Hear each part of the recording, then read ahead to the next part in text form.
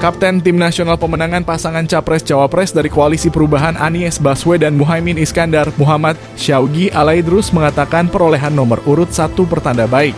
Muhammad Syaugi Alaidrus berharap Anies Muhaimin bisa mendapatkan kemenangan pada Pilpres 2024 dalam satu putaran.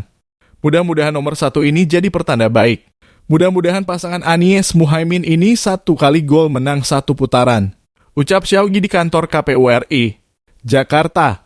Selasa 14/11/2023 perolehan nomor urut 1 juga telah disebut sesuai dengan harapan pihaknya. Ya sesuai dong, kan kita ingin yang pertama dong. Daftar saja pertama, urutan pertama dapat juga, insya Allah menang pertama, sebut Syaugi. Ia pun mengaku sudah mengincar nomor tersebut. Pasalnya nomor urut 1 juga sesuai dengan nomor urut Partai Kebangkitan Bangsa yang menjadi bagian dari Koalisi Perubahan bersama Partai Nasdem dan Partai Keadilan Sejahtera. Insya Allah menang 1 putaran, doa ini namanya doakan, sebut dia. Terakhir, ia mengatakan bakal langsung melakukan konsolidasi Timnas Amin. Pasalnya, tim pemenangan itu baru dideklarasikan Selasa siang. Sekarang ini kita menyatukan dulu, kapten itu ada ko-kapten, nah itu kita bagi tugas, imbu dia. Seperti diketahui, Anies Muhaimin mendapat nomor urut 1.